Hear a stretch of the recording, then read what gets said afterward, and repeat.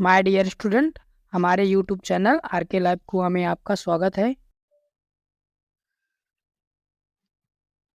My dear student, आज हम पढ़ेंगे कक्षा 10 गणित अध्याय 12 प्रश्नावली 12.2 का तीसरा प्रश्न, जो इस प्रकार है। एक गुलाब जामुन में उसके आयतन की लगभग 30% चीनी की चाशनी होती है। 45 गुलाब जामुनों में लगभग कितनी चाशनी होगी? यदि प्रत्येक गुलाब जामुन एक बेलन के आकार का है, इसके दोनों सिरे अर्धगोलाकार हैं। इसके दोनों सिरे कैसे हैं? अर्धगोलाकार हैं तथा इसकी लंबाई 5 सेंटीमीटर और व्यास 2.8 सेंटीमीटर है। ठीक है, तो चलते हैं इसके हल में। हल है, सर्वप्रथम चित्र बना लेते हैं। ठीक है, जो गुलाब जामुन है किसके आकार का? बेलन के आकार। मान लीजिए ये आपका गुलाब जामुन,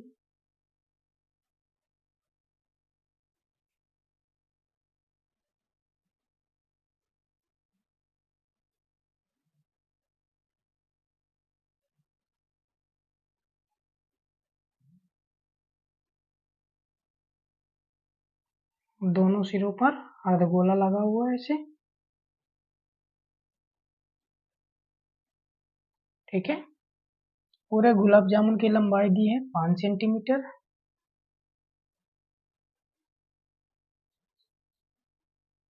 पूरे गुलाब जामुन की लंबाई 5 सेंटीमीटर और इसका व्यास, अर्धगोले का व्यास और इसका भी व्यास, दोनों का व्यास क्या होगा? बेलनाकार भाग का व्यास, अर्धगोले का व्यास, दोनों का क्या होगा? सेम। व्यास कितना दिया? 2.8 सेंटीमीटर। ठीक है, तो इसकी त्रिज्या निकाल लेंगे। ठीक है, लिखेंगे बेलनाकार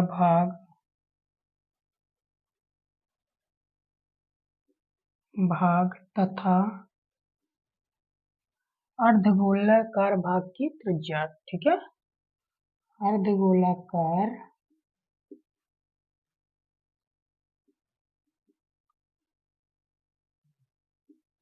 भाग की, भाग का व्यास दिया तो भाग का व्यास लिखते हैं। भाग का व्यास 2r बराबर 2.8 सेंटीमीटर। ठीक है, दोनों का व्यास सेम ही है क्योंकि दोनों का आधार भी सेम है। ठीक है, तो इसकी त्रिज्या निकालेंगे तो r बराबर हो जाएगा 2.8/2। भाग देंगे 2 1 2, 2 4 8। r बराबर कितना आ गया? 1.4 सेंटीमीटर। ठीक है, अब देखिए r तो आ गया। ठीक है, अब इसकी टोटल लंबाई 5 सेंटीमीटर दी है। देखिए इसकी त्रिज्या 2.8, तो इसकी त्रिज्या कितनी आ गई? 1.4 सेंटीमीटर। ठीक है, तो यहाँ की इसकी डिस्टेंस भी कितनी होगी? 1.4 सेंटीमीटर। यहाँ से भी इसकी डिस्टेंस कितनी हो जाएगी? 1.4 सेंटीमीटर। मतलब इसकी लंबाई और इसकी लंबाई पता चल गई। ठीक है, तो लिखेंगे दोनों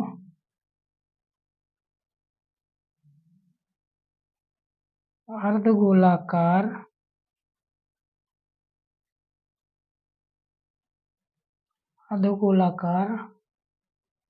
भागों की लंबाई। ठीक है, लंबाई बराबर 1.4 प्लस 1.4। दोनों को जोड़ देंगे तो कितना आएगा? 2.8 सेंटीमीटर। दोनों अर्धगोलों की लंबाई कितनी आ गई? 8 सेंटीमीटर। 1.4 इसका, 1.4 इसका। तो बताइए, जब टोटल लंबाई पता है तो बेलनाकार भाग की लंबाई पता कर लेंगे। ठीक है, तो गुलाब जामुन की लंबाई कितनी दी है? गुलाब जामुन की लंबाई बराबर कितना दी है? 5 सेंटीमीटर। तो बेलनाकार भाग की लंबाई पता कर लेंगे। ठीक है, तब बेलनाकार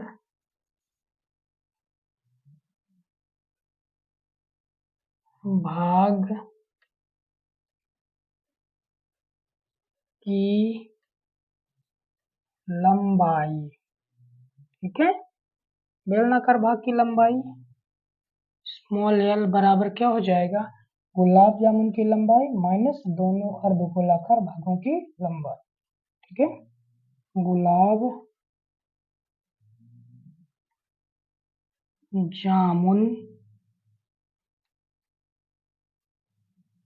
की लंबाई माइनस दोनों अर्धगोलाकार भागों की लंबाई, दोनों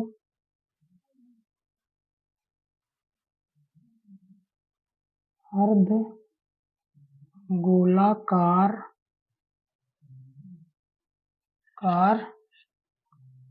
भागों की लंबाई। ठीक है,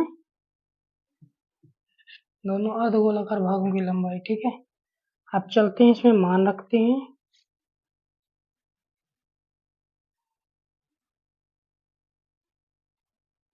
ठीक है, तो देखो बेलनाकार भाग की लंबाई मान लीजिए स्मॉल एल निकालना है। स्मॉल एल बराबर क्या हो जाएगा, गुलाब जामुन की लंबाई 5 सेंटीमीटर है माइनस दोनों अर्धगोलाकार भागों की लंबाई कितनी, 2.8 सेंटीमीटर। ठीक है, इसको घटाएंगे 5 में 2.8 तो आएगा 2.8 सेंटीमीटर। कैसे आया, घटाना है, यहाँ रफ्तार में देख लीजिएगा 5.00 2.8, तो एक तो जीरो यहाँ से हटा लो, 5 इसको हासिल देगा, 10 में 8 गया 2, 4 बचा, 4 में 2 गया 2। ठीक है, तो यल बराबर 2.3, देखो सभी कुछ हमें पता चल गया। ठीक है, तो हम निकालेंगे एक गुलाब जामुन का आयतन। ठीक है, क्या निकालेंगे, एक गुलाब जामुन का आयतन। ठीक है, ये गुलाब जामुन का आयतन बराबर क्या हो जाएगा, दोनों अर्धगोलाकार भागों का आयतन और बेलन का आयतन। ठीक है, बराबर क्या हो जाएगा, बेलनाकार भाग का आयतन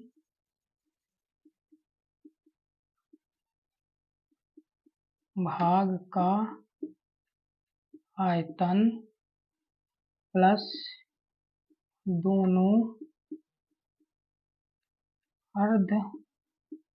अर्धगोलाकार भागों का आयतन। ठीक है, दोनों अर्धगोलाकार भागों का आयतन। तो मान रखते हैं बेलनाकार भाग का आयतन होता है पाई आर स्क्वायर एच प्लस, ठीक है, दोनों अर्धगोलाकार भागों का आयतन मतलब एक का होता है 2/3 पाई आर क्यूब, लेकिन दोनों बोला गया मतलब इसमें 2 का गुणा करना पड़ेगा। ठीक है, देखो इसमें h के जगह से l दिया है, बेलनाकार भाग की जगह h की जगह क्या दिया है, l, तो यहाँ लिख लेंगे l। ठीक है, देखो सारों से पाई आर स्क्वायर कॉमन आ रहा है, यहाँ भी पाई आर स्क्वायर है, यहाँ pi r cube, pi r square बाहर आ जाएगा, पाई आर स्क्वायर निकाल लेंगे, इधर यल बचा प्लस 2 दूनी 4/3, पाई निकल गया, आर स्क्वायर निकल गया, तो एक आर भी बचेगा। ठीक है, बाकी मान रखते हैं हम, पाई का मान 22/7, आर का मान है 1.4 का स्क्वायर, ये रहा 1.4, एल का मान आया है, बेलनाकार भाग की लंबाई आई है 2.2, 2.2 प्लस 4, आर का मान है 1.4/3। ठीक है, बस इसको लिख दो 22/7 गुणे 1.4 गुणे 1.4, 2.2 प्लस इसका गुणा करेंगे, 4 चौक 16 की 6, यहाँ से ले 4 1 4 1 5/3। ठीक है, इसको काट लेते हैं, जैसे कि इसको यदि हम काटना चाहे तो काट लें, यदि गुणा करना चाहे तो गुणा भी कर सकते हैं। तो 22/7 गुणे 14 का स्क्वायर करते हैं तो 196 आता है। ठीक है, 14 14 गुणा करोगे कितना आएगा, 196। देखो एक अंक के पहले दशमलव यहाँ है, एक अंक के पहले दशमलव यहाँ, मतलब 1 2 2 अंक के बाद दशमलव आ जाएगा, मतलब 1.96। ठीक है, कोष्टक में करेंगे तो ये 3 का इसका यहाँ गुणा कर दो, 3 दूनी 6, 3 दूनी 6। ठीक है, 1 का गुणा इसमें करेंगे तो वही संख्या आएगी 5.6। इनका गुणा 1 से करो 3 आएगा। ठीक है, चाहे आप लघुत्तम लेके कर सकते हैं। ठीक है, बस इसको काटना चाहे काट सकते हो, नहीं काटना चाहे तो कोई जरूरी नहीं है। ठीक है, हम मान लीजिए काट लेते हैं तो देखो 1 से तो भाग नहीं जा रहा था, 0.7 दूनी 14, 5 बचेगा, 7 8 56, 22 गुणे 0.28 आया। कितना आया? अब यहाँ करेंगे थर्ड स्टेप इसका। ठीक है, पूछ नहीं रहा बोर्ड में। तो कितना आ गया आपका? 22 गुणे 0.28। ठीक है, इन दोनों को जोड़ते हैं तो 6 6 12 की 2 हासिल लेख 6 5 गिरे 1 12। कितना आएगा जोड़ने से? 12.2/3। ठीक है, तो देखो ये एक गुलाब जामुन का तलना है। ठीक है, लेकिन हमें निकालना 45 गुलाब जामुन। अब क्या निकालेंगे हम? 45 गुलाब जामुनों का आयतन। 45 गुलाब जामुनों का 45 गुलाब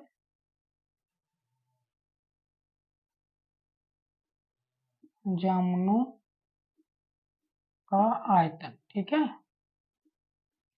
45 गुलाब जामुन का तो मतलब 45 का हम क्या कर देंगे? गुणा कर देंगे। ठीक है, तो 45 के इसमें गुणा करते हैं, 45 गुणे 22 गुणे 0.28 गुणे 12.2/3। ठीक है, 3 से इसको काटेंगे, 3 करने 3, 3 5 हमने काट दिया। बाकी अब गुणा कर लेते हैं पूरे का। ठीक है, कैलकुलेशन बहुत जरूरी है। ठीक है, 15 दूनी 30 की 0 हासिल 3, 15 दूनी 30 3 33। ठीक है, अलग से हम करके देख ले रहे हैं 0.28 का गुणा 12.2 से। ठीक है, रफ कार्य में करते हैं 0.28 गुणे 12.2। तो याद रखना आप पहले दशमलव को तो हटा दो कि दशमलव है ही नहीं। ठीक है, पहले सिंपल सा 2 का गुणा करते हैं, 2 8 16 की 6 हासिल 1, 2 दूनी 4 1 5। ठीक है, फिर 2 से 2 8 16 की 6 हासिल 1, 2 दूनी 4 1 5। फिर 1 से करेंगे, 1 8 8, 1 दुक्के 2। ठीक है, 6 6 5 11 की 1 हासिल 1, 8 5 13, 1 14 की 4 हासिल 1, 2 1 3।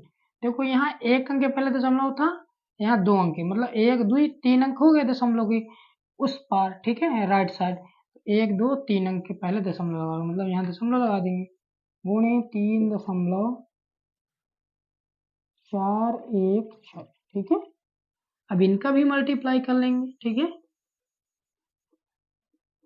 अब इसका भी मल्टीप्लाई करना है, 3.416 गुणे 330। ठीक है, गुणा करते हैं तो पहले जीरो को तो हटा देते हैं कि जीरो है ही नहीं। ठीक है, लास्ट में जीरो को लिख लेते हैं यहाँ। 3 का 3 18 की 8 हासिल 1, 3 करने 3 1 4, 3 चौक 12 की 2 हासिल 1, 3 का 9 1 10। ठीक है, फिर क्लास देखो 3 से गुणा करेंगे यही संख्या आएगी तो लिख दो, 8 फिर 4 फिर 2 फिर 0 फिर 1। बाकी जोड़ लेते हैं, 8 8 4 12 की 2 हासिल 1, 4 2 6 1 7 2 1 1। ये जीरो था, इस जीरो को यहाँ लगा देंगे हम। ठीक है, अब देखते हैं कितने अंक बाद दशमलव लगाना है, 1 2 3 अंक बाद, 1 2 3 मतलब 11.27 इसका मल्टीप्लाई है। कितना है? 1127.280 क्या आ गया इसका?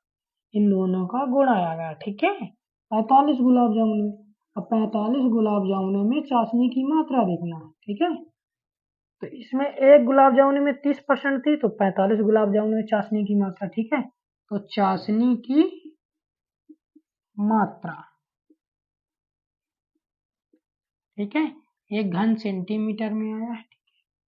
तो चाशनी की मात्रा क्या हो जाएगी? 1127.280।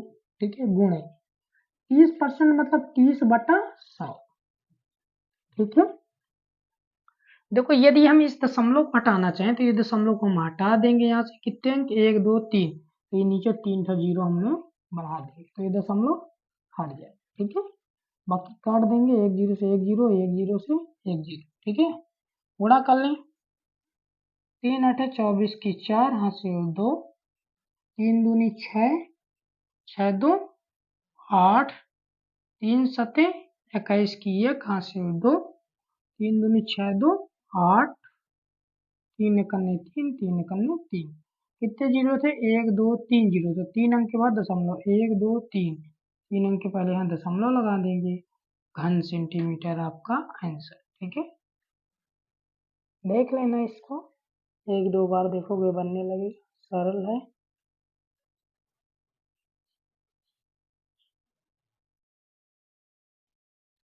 अब हम पढ़ेंगे चौथा प्रश्न। एक कलमदान घनाभ के आकार की एक लकड़ी से बना है जिसमें कलम रखने के लिए 4 शंक्वाकार गड्ढे बने हुए हैं।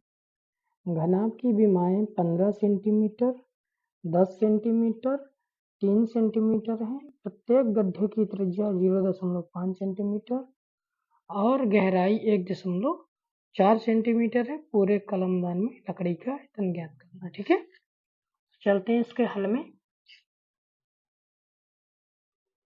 ठीक है, मान लेते हैं ऐसा एक हमारा घनाभाकार क्या है, कलमदान,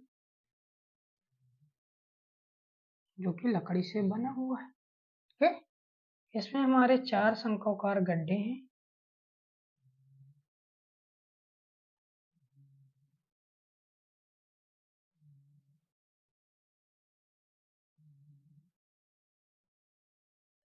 ठीक है,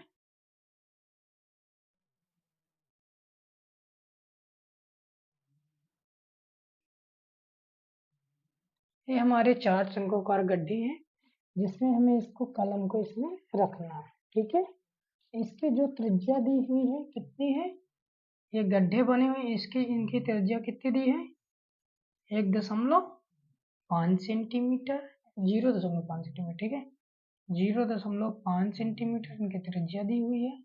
तथा इसके गड्ढे की लंबाई या गड्ढे की गहराई कितनी दी है, मतलब शंकु की ऊंचाई कितनी दी हुई है, 1.4 सेंटीमीटर।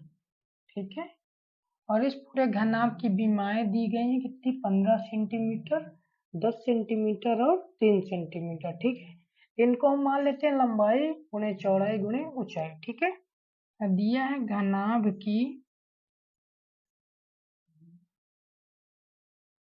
लंबाई बराबर 15 सेंटीमीटर, कितनी है, 15 सेंटीमीटर, लंबाई चौड़ाई बराबर 10 सेंटीमीटर। ठीक है, और ऊंचाई, ठीक है, आप पूरा लिख लीजिएगा, ऊंचाई बराबर कितना दी हुई है, 3 सेंटीमीटर। ठीक है, देखिए पूरा घनाभ था। ठीक है, इससे 4 शंक्वाकार गड्ढे मान लीजिए निकाल लिए गए, तो जो बचे कलमदान का हमें क्षेत्रफल निकालना है। तो देखो पूरे घनाभ का पहले आयतन निकालेंगे, आयतन में से चारों शंक्वाकार गड्ढों के आयतन को घटा देंगे तो कलमदान का आयतन हमारा मिल जाएगा। ठीक है, ऊंचाई 3 सेंटीमीटर, तो घनाभ का आयतन, घनाभ का आयतन, घनाभ का आयतन बराबर होता है लंबाई गुणे चौड़ाई गुणे ऊंचाई। ठीक है, इसकी लंबाई कितनी है, 15, चौड़ाई 10 है, गुणे ऊंचाई कितनी है, 3 सेंटीमीटर। ठीक है, गुणा कर लें इसका 150। ठीक है, 15 दाम 150, 15 तिया 45, 450 घन सेंटीमीटर। ठीक है, घनाभ का आयतन आ गया। अब देखिए इसमें 4 शंक्वाकार गड्ढे हैं, तो शंकु की त्रिज्या दी है। ठीक है, शंकु की त्रिज्या या शंक्वाकार गड्ढे की त्रिज्या, जो भी आप लिखना चाहे लिख सकते हैं। ठीक है, तो शंकु की त्रिज्या, या लिख लेना शंक्वाकार गड्ढे की त्रिज्या। ठीक है, यहाँ लिखे दे रहे होंगे। ठीक है, शंक्वाकार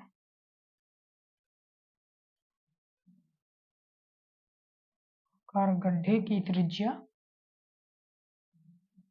स्मॉल आर बराबर कितनी दी है, 0.5 सेंटीमीटर। ठीक है, इसकी गहराई का मतलब है शंकु की ऊंचाई। ठीक है, और शंक्वाकार भाग की गहराई, आकार गड्ढे की गहराई, ये इसी को क्या बोलते हैं, इसकी ऊंचाई। एच बराबर कितना दिया है, 1.4 सेंटीमीटर। ठीक है, हमें निकालना है पूरे कलमदान में लकड़ी का आयतन। ठीक है, तो लिखेंगे कलमदान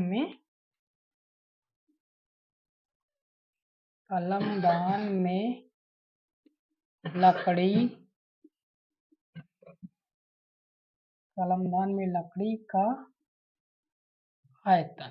ठीक है, देखिए मैं पहले भी बता चुका हूँ कि पूरे घनाभ के आयतन में से हम चारों शंक्वाकार गड्ढों का आयतन घटा देंगे, तो कलमदान में लकड़ी का आयतन आ जाएगा। जो कलमदान हमारा बना हुआ पहले तो पूरा घनाभ था, इससे गड्ढे निकाल देंगे तो कलमदान बचेगा। ठीक है,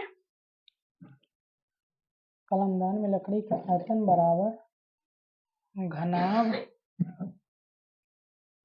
का आयतन माइनस चारों शंक्वाकार गड्ढों का आयतन। चारों शंक्वाकार गड्ढों का आयतन। ठीक है, घनाभ का आयतन निकाल लेते हैं, कितना आता है, 450 घन सेंटीमीटर। पहले ही निकाल लिए थे हम, 450 घन सेंटीमीटर माइनस एक शंकु का आयतन होता है 1/3 पाई आर स्क्वायर। ठीक है, तो चारों का निकालना है तो 4 का क्या कर देंगे, गुणा, और 1/3 पाई आर स्क्वायर एच मान रखते हैं।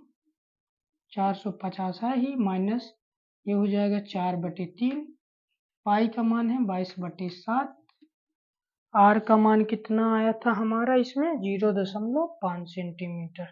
तो लिखेंगे 0.5 का स्क्वायर गुणे ऊंचाई कितनी हमारी दी है, गहराई 1.4 सेंटीमीटर, यहाँ लिखेंगे 1.4 सेंटीमीटर। ठीक है, अब बस जो कटे उसको काटना है, जो नहीं कटे देखो 7 से 0.7 दूनी 14, 0.2 आ जाएगा। ठीक है, बराबर 450 माइनस 4/3 गुणे 22 गुणे 0.5 गुणे 0.5 गुणे 0.2।